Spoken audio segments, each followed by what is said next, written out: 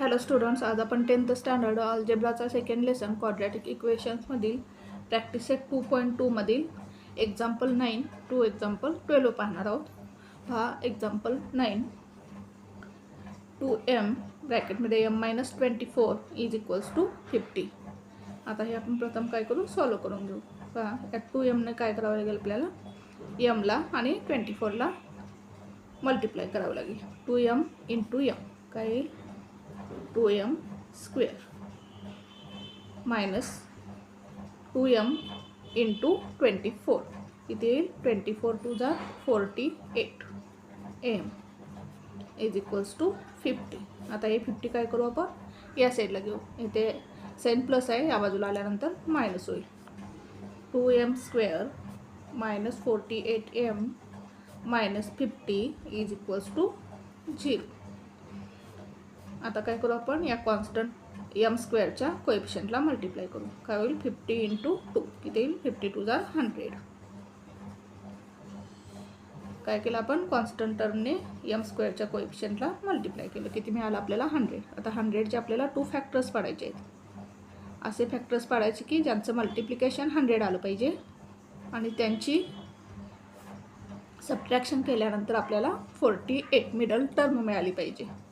पहा, जर आपण 50 आणि 2 हे दोन फॅक्टर्स घेतले तर 50 आणि 2चं जर आपण मल्टिप्लिकेशन केलं तर आपल्याला काय मिळेल, 50 टू जा 100.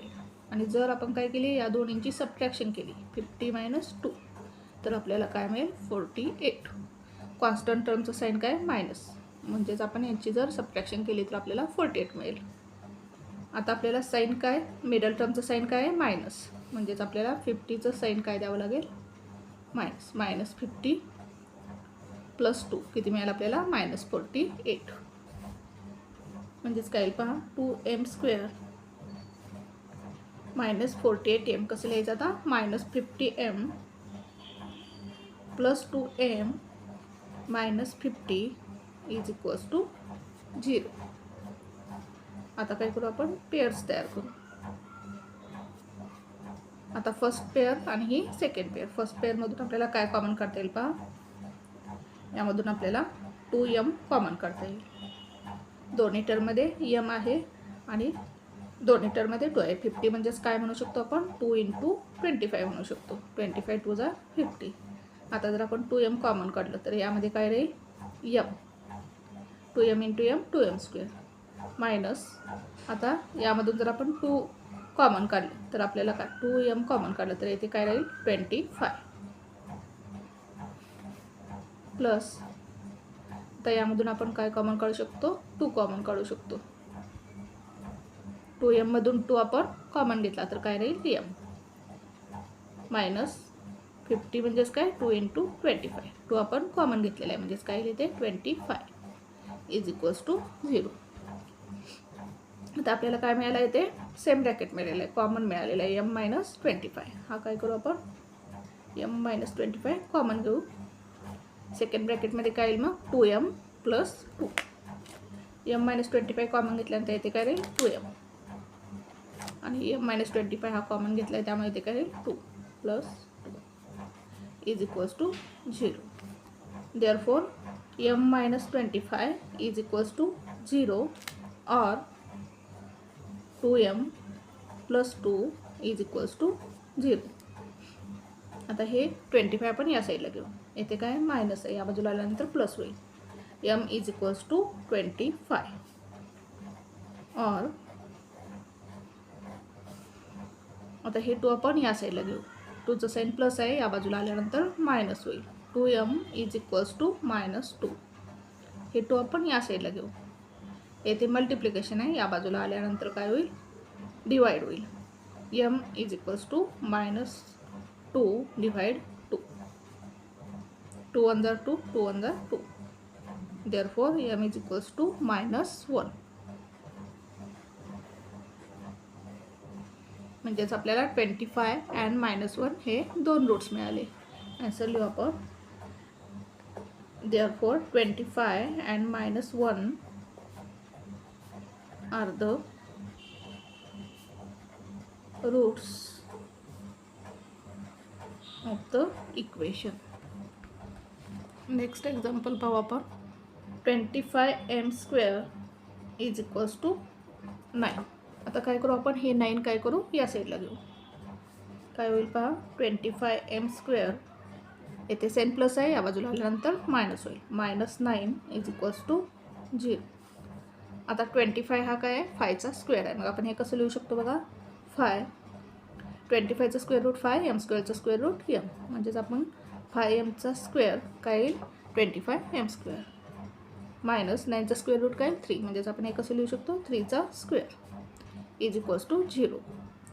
आता हे आपण a² मायनस b² या फॉर्ममध्ये लिहिलेलं आहे. आपल्याला फॉर्म्युला माहीत आहे. जर a² मायनस b² असेल तर आपण याचं एक्सपान्शन कसे लिहितो, a प्लस b आणि a मायनस b. एका ब्रॅकेटमध्ये काय येईल, यांच्या स्क्वेअर रूटची ॲडिशन आणि एका ब्रॅकेटमध्ये स्क्वेअर रूटची सबट्रॅक्शन. आता या फॉर्ममध्येच a² मायनस b² या फॉर्ममध्ये आपण हे लिहिलेलं आहे. म्हणजेच काय येईल पहा, याचं एक्सपान्शन फर्स्ट ब्रॅकेटमध्ये काय येईल, स्क्वेअर रूटची ॲडिशन 5m प्लस 3. सेकंड ब्रॅकेटमध्ये काय येईल, सबट्रॅक्शन येईल 5m minus 3 is equals to 0. Therefore 5m plus 3 is equals to 0 और 5m minus 3 is equals to 0. Therefore 5m is equals to, हे ते आपण या साईडला घेऊ, येथे प्लस आहे ना, या बाजूला आल्यानंतर मायनस होईल, -3. हे 5 आपण या साईडला घेऊ, येथे मल्टिप्लिकेशन आहे, या बाजूला आल्यानंतर डिवाइड होईल. m is equals to -3/5.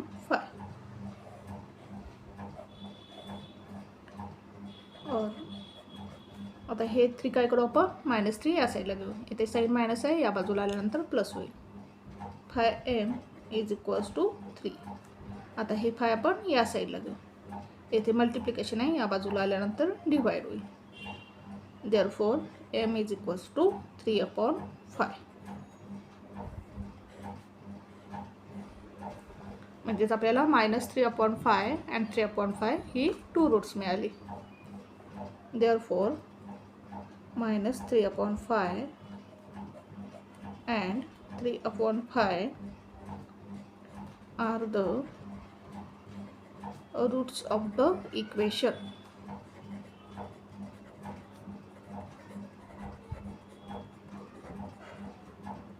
Eleven 7m² is equals to 21m. आता हे 21m आपण या साईडला घेऊ, 7m² इथे प्लस आहे नाही, या बाजूला आल्यानंतर मायनस होईल, -21m इज इक्वल्स टू 0. आता यामधून आपल्याला काय कॉमन काढता येईल पहा, 7m आपण कॉमन काढू शकतो. पहा 7m जर आपण कॉमन काढलं तर काय राहील पहा, 7m² मधून 7m घेतल्यानंतर m राहील, -7 3 are 21. म्हणजेच इथे काय राहील 3 इज इक्वल्स टू 0. 21 म्हणजेच काय 3 × 7. मग आपण 7m जर कॉमन काढला तर इथे काय राहील 3. पहा 21m म्हणजेच काय 3 × 7m. जर आपण 7m कॉमन काढला तर इथे काय राहील 3 राहील 21m मधील, म्हणून आपण इथे काय लिहिलं 3. म्हणजेच काय, therefore 7m is equals to 0 और m-3 इज इक्वल्स टू 0. हे 7 आपण या साईडला घेऊ, येथे मल्टिप्लिकेशन आहे, या बाजूला आल्यानंतर डिवाइड होईल. m is equals to 0/7. Therefore m is equals to 0.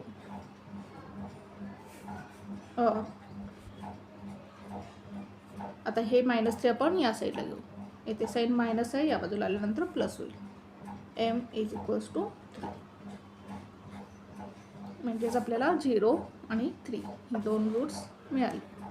Answer लिहू आपण. Therefore 0 and 3 are the roots of the equation. आता हे एक्झाम्पल आपण कसं सॉल्व केलं पहा. 7m² आणि 21 मधून आपण 7m कॉमन काढले. याच्यातून 7m कॉमन काढल्यानंतर काय राहील m, आणि 21 मधून जर आपण 7m कॉमन काढला तर काय राहील 3. म्हणजेच ब्रॅकेटमध्ये काय येईल m-3. म्हणजेच काय लिहू शकतो आपण इथे 7m आणि m-3 या दोन्हींचं मल्टिप्लिकेशन 0 आहे. म्हणजेच एकतर 7m इज इक्वल्स टू 0 असेल और m-3 इज इक्वल्स टू 0 असेल. आता हे 7 आपण या साईडला घेतलं, इथे मल्टिप्लिकेशन आहे, या बाजूला आल्यानंतर डिवाइड होईल. m is equals to 0/7. म्हणजेच काय मिळेल आपल्याला m इज इक्वल्स टू 0. आता हे 3 आपण या साईडला घेऊ, इथे मायनस साईन आहे, या बाजूला आल्यानंतर प्लस होईल. म्हणजेच m इज इक्वल्स टू 3 येईल. म्हणजेच आपल्याला 0 आणि 3 ही 2 रूट्स मिळाली या इक्वेशनसाठी. नेक्स्ट एक्झाम्पल पाहू आपण. m² - 11 is equals to 0. आता आपण काय करू शकतो पहा, m² चा स्क्वेअर रूट काय येईल m. म्हणजेच आपण हे कसं लिहू शकतो, m² मायनस, आता 11 कसं लिहू शकतो आपण, √11 स्क्वेअर इज इक्वल्स टू 0. हे आपण कसं लिहून घेतलं, a² - b² या फॉर्ममध्ये लिहून घेतलं. m चा स्क्वेअर काय येईल m², आणि √11 चा स्क्वेअर काय येईल 11. आता a² - b² एक्सपान्शन काय लिहितो आपण, a + b सेकंड ब्रॅकेटमध्ये a - b. त्याचप्रमाणे आपण इथे लिहू m + √11 सेकंड ब्रॅकेटमध्ये काय येईल m - √11. फर्स्ट ब्रॅकेटमध्ये स्क्वेअर रूटची ॲडिशन आणि सेकंड ब्रॅकेटमध्ये काय येईल स्क्वेअर रूटची subtraction is equals to 0. Therefore m + √11 is equals to 0 or m - √11 is equals to 0. हे √11 आपण या साईडला घेऊ, इथे प्लस साईन आहे, या बाजूला आल्यानंतर मायनस होईल. Therefore m is equals to -√11 or, आता हे √11 आपण या साईडला घेऊ, इथे साईन मायनस आहे, या बाजूला आल्यानंतर प्लस होईल. m is equals to √11. म्हणजेच आपल्याला -√11 आणि +√11 हे 2 रूट्स मिळाले. आन्सर लिहू आपण. Therefore -√11 and √11 are the roots of the quadratic equation. पुन्हा एकदा पहा आपण एक्झाम्पल कशी सॉल्व्ह केली.